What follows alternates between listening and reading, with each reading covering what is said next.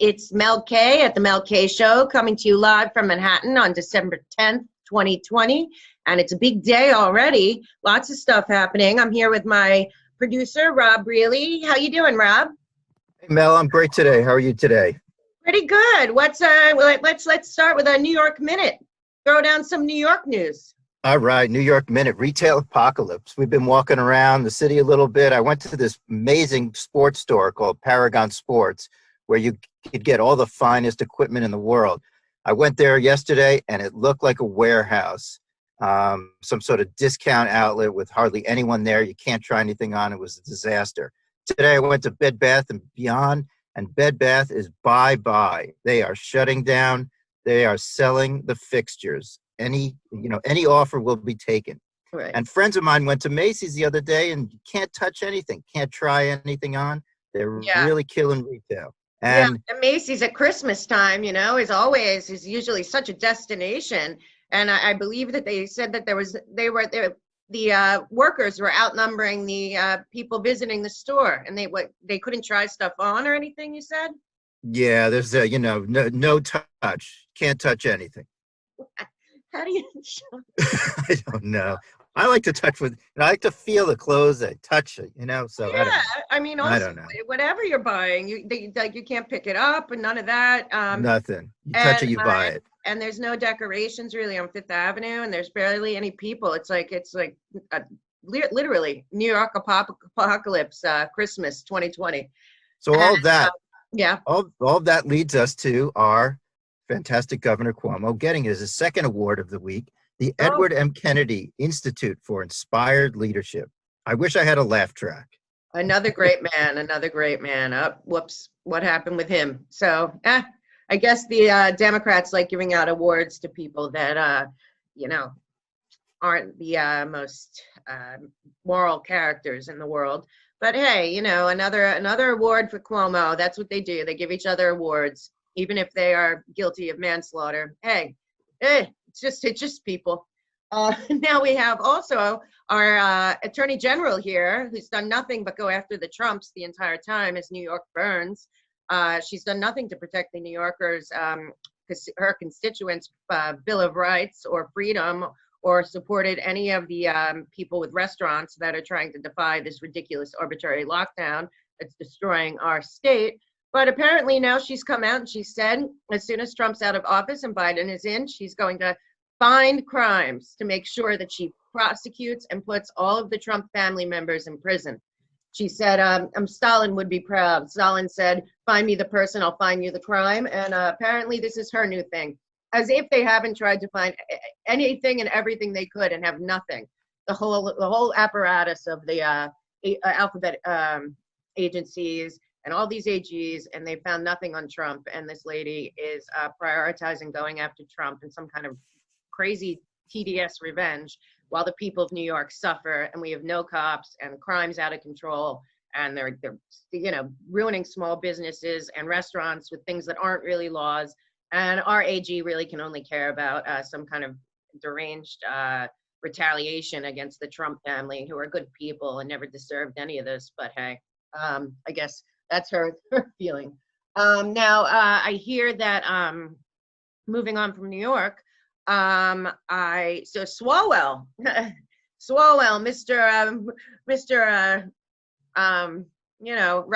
Russia, the biggest, loudest mouth, came out, said he was sure he had intel that Trump was a Russian agent.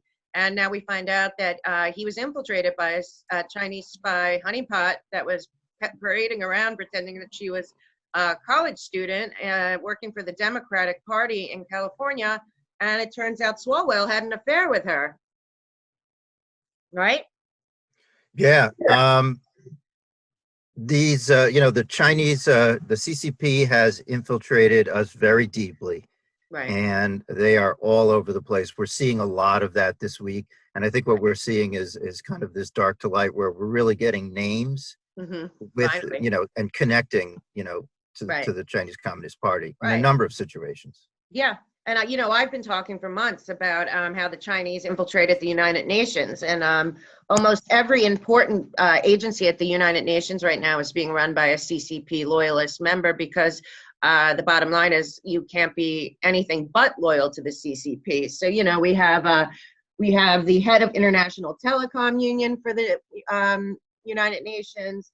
We have the chairman of the Economic and Security Commission, International Civil Aviation Commission, UN Industrial Development, UN Food and Agriculture, and the Planning Committee for the Great Reset, all being run by CCP nationals who have only loyalty is to the Communist Party of China. Therefore, being in the UN should be not allowed, but too late. And now it comes out that Swalwell was infiltrated. We know nobody's ever done anything about it, but Dianne Feinstein's office manager in San Francisco for the last 20 years is suspected CCP spy. Twitter, right after the COVID started, hired Fifi Lee, who is a suspected CCP spy, and she's been running Twitter's AI. And now we have McMaster. HR McMaster came out and he said that basically in China, when they grant a visa to somebody to come to America, it's you know, not said out loud, but apparently there's a Article 7 of the Chinese National Intelligence Law from the CCP says that anyone that comes to our country, any country, from and is granted a visa is actually working for the intelligence arm of the Communist Party. And this actual national intelligence law in China, Communist China, says any organization or citizen shall support, assist, and when needed, collaborate with the state intel in work accordance with law and keep secrets of the Chinese Communist Party. So basically, what we're dealing with now is that anyone who's in America that is a CCP, China loyalist, Chinese national, has to agree to work with the Chinese government, or they're not going to get visas to come here. And this has been going on. McMaster talked about this in 2015. So, and then another way that they've infiltrated is, you talked to me yesterday about Pompeo, that they've infiltrated academia. How many did you say? The differences between how many students Communist China sends here and us? So the CCP sends 400,000 students a year to America, and America sends 11,000 to China. So when we connect these dots with what McMaster's saying, this actual law in Communist China saying that if you are overseas in America, that your first loyalty is to the CCP and to the Chinese Intel Department agencies. So basically, all of these 400,000 students are assets, it looks like. And McMaster also, in the same article, it says that Chinese nationals have been allowed to get internships in all different levels of Congress, Senate, local governments, mayoral governments, and in corporations, AI, tech, military intelligence. And once they go in as interns, they're really CCP spies. So now we find out that it's so much bigger than we thought. And our government's been giving internships to Chinese nationals. And that's one way that they've been doing this. And so it looks like the infiltration is very deep. And it came out today that it looks like Justin Trudeau has actually been allowing CCP military on his border up by British Columbia do exercises. So maybe, as we learned yesterday, those naval ships that are pulling up on both sides of our coast are getting ready to actually do something about this. Because, months ago I was telling you, we were talking about Gavin Newsom right after the COVID started, buying $1 billion of PPP supplies from China rather than getting them from anywhere else. And in that shipment, when it came to the port, they found a massive amount of guns, ammunition, and vests and military supplies, which have nothing to do with COVID and seem to be a nefarious covert operation. Speaking of covert operations, I guess, Rob, they announced today, which I think has been going on, the Pentagon is going to be pulling money, assets, military intelligence, and military assistance in terms of logistics and budget from the CIA. Yeah, exactly. So evidently Chris Miller announced that Ezra Cohen Watnick ordered a review And I think that's, I'm not sure if the decision is made or if they're messaging, but you mentioned a date, right? Right, January 5th. It was said that January 5th, they're pulling military assets from the CIA, and they're going to end and support the majority of the support that they've been giving to CIA covert operations and counterintelligence missions. But as we've discussed many times, JFK wanted to end the CIA, and I believe that's basically why they murdered him. But on top of that, the CIA has not been working for the American people in any way, shape, or form. The CIA basically works for the international banking cabal, the UN, the CFR, and all the military-industrial complex money-making machine. And all these color revolutions all over the world, it turns out when you trace it back, it goes back to this CIA black ops. There's always, no different than the poppy and the heroin in Afghanistan, the drug running all these years, human trafficking, international human trafficking, all these color revolutions, all roads lead back to the CIA. And now we had the Frankfurt incident and Gina Haspel getting taken down, and hopefully soon we'll hear more about that. But it looks like JFK's dream, God willing, of with that Ezra Cohen-Watnick did bring up when they announced that Chris Miller was taking over the DOD. I guess JFK's plan of breaking the CIA into 1,000 pieces and ending secret societies and criminal enterprises within our government that are working against the security of this country and the globe are finally going to be taken down. Last week it was Kissinger and his cohorts pulled out of the Pentagon. And this week it looks like by January 5th, the CIA is on their own.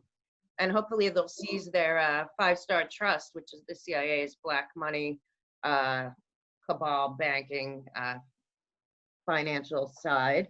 Now let's see, what else? What else do you got for me today, Rob? Well, going from global destruction to global peace, our great president was able to secure full diplomatic relations between Israel and Morocco. And Oh, wow. So how many is that now? That's great news. Well, I think we have the UAE, Bahrain, Sudan, Saudi Arabia, and now Morocco. I don't know if Morocco is actually party to the Abrahamic Accords or if it's a diplomatic relations step up. But I've been to Morocco. It's a beautiful country, amazing people. And I'm so happy to see our president and his team, sowing seeds of peace all over the world. Yeah, they're cleaning out the cancer that is the war that has kept the military industrial complex and big pharma and big chemical and honestly big media and all these moguls going. I mean, war's big business. Terrorism is big business. And, it's time that the people just say enough's enough. We don't want this anymore. And that's what this is mostly about. We have realized as we've unpacked the last 3-4 years and watched the intelligence and the D-class, we now realize that the CIA, the UN, the CFR, the banking cabal, and a lot of people in our government, ex and current military, ex and current leaders, have been profiting big time off of these endless wars that make no sense and do nothing but kill humans, harm humanity, and apparently the aliens have had it. Yeah, we've had it too. We the people have had it.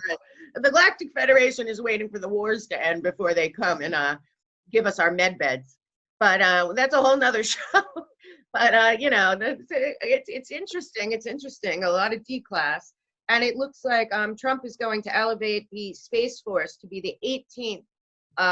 They always say there's 17 intel agencies, which I think there should probably only be one that has many layers. But hey. But there's 17, and it looks like now the Space Force is going to have their own intel agency, which, then makes it easier, I guess, for them to control the message of what's coming out, which may be disclosure. And who knows? I don't know. All I know is we better stop fighting, or those ETs aren't going to come help us. So remember the guy from Israel said, well, there's too much war and fighting, so this isn't a good time. We're going to have to take care of that first before they come share their knowledge with us. And last thing in this midday rundown, what's going on with the lawsuits, Rob? Well, okay, so elections. So basically, the elections in the courts, and that's really where we are this week. We had Rudy and all of his team and then his diggers in the Georgia House of Representatives, basically giving them the receipts, showing them again the proof. SCOTUS has ordered a response, but I think 3 o'clock today, which is getting pretty close to Oh, now. great. Okay, Uh, cool. Pennsylvania, Georgia, Michigan, Washington, or Wisconsin, deadline to a response on I think it's the On the Texas lawsuit. Pennsylvania? Oh, okay, great. Yeah. Great. I saw Trump had sued Biden in Wisconsin. That's a separate suit. Oh. And you had mentioned that Cruz is going to Yeah, be. it looks like most people don't know this about Cruz. Not only was he top of his class at Harvard, and don't forget, he's of Latino heritage. It's very impressive, and he's a real hero for this country in so many ways. And apparently, he's going to be the one arguing the case in front of the Supreme Court, which is not new. Ted Cruz has argued successfully and won 9 cases in front of the Supreme Court since 2003. I've known for a long time, but apparently he's one of the greatest constitutional attorneys that we have in America, or that we've ever had. And he's a real proud American, and he's ready to go. And he's accepted that if this has to be argued in front of the Supreme Court, that he will be the one to do it, which is very exciting. And because he is one smart man, and he loves this country. And I feel good about that. So now I feel good that if it goes to the Supreme Court and has to be argued, we got Ted Cruz, we got General Flynn back at the top of the counterintelligence, counterinsurgency against the cabal, and we have that's good. Oh, and the Seth Rich case is coming back. Good news for everyone, including, God willing, Julian Assange. Oh, and again, you just brought up Rudy. Turns out Rudy, at 78 years old, has recovered from the COVID. No vaccine, just hydrochloroquine. My favorite doctor, Dr. Z, has been out there, and apparently he consulted with Giuliani, and they did a protocol of therapeutics, and Giuliani is now testing negative. So Yeah. Giuliani's back in the game without Great. the vaccine, therapeutics, just like Trump. And doesn't that make you wonder? So both those men are in their 70s, and they recovered without any extraordinary measures. So, Yeah, talking about the COVID, I saw that there were 9,000 false positives, the 9,000 tests at the Cambridge University right, this week, right, and there were 100% false positive. right. So we keep getting, disclosure, if you will, about Right. COVID, and we all know that this is extremely overhyped. And Yeah. there's a lot of data there, so people are going to have to wrap their heads around that Right. as that disclosure Yeah. comes out. And I Yeah, think and there's no flu in this flu season because COVID ate the flu apparently. And then on top of that, even bigger is that year over year, there's no more deaths this year than any other year. Actually, it's down in terms of worldwide mortality. How is that explained if there actually was a pandemic? very tough to explain. Very tough to explain. It's called the Great Reset, and they had to figure out how to do mail-in voting, destroy the economy, and ruin and riot in every wonderful place in this whole planet so that they can force us into slave debt labor and take our countries and make us cede our sovereignty. Well, that's not happening because God wins. Right, Rob? God always wins. And you know Yeah. what? I saw that the White House and President Trump put out a presidential letter on Hanukkah, the Festival of Lights, Nice. dark to light. So Yeah. And then I'm looking forward to the 21st when we see the Star of Bethlehem and the planets align on December 21st. That should be a big day. And, maybe the Galactic Federation will come say, I don't know. I can't laugh about it, but God willing, we just need to stop wars so that they'll come down, because apparently they're waiting till we stop endless bullshit wars that that only hurt people and humans and make money for the same people that are making money off of this COVID. So anyway, thanks for joining us today. We're going to have midday meetups and kind of fill people in the middle of the day and jump on whenever. Thank you for following the Mel K Show. Please follow, subscribe, like. We're new at this, but we're getting good, and we're going to get better every day. And Rob, where can they find you? I'm Rob Really One at Twitter. Okay, great. And I'm Impulsive Woman on Twitter, and the Mel K Show on BitChute. I'm also can be found on the Jasara Club, and I can be found on YouTube, the Mel K channel, but I don't know for how long that's going to be there, and that's under my Manica Manhattan. And other than that, we will see you tomorrow. Stay strong, stay safe, keep fighting, and remember, the best is absolutely yet to come. Go Team Trump. All right. Have a great day, Patriots. Bye-bye.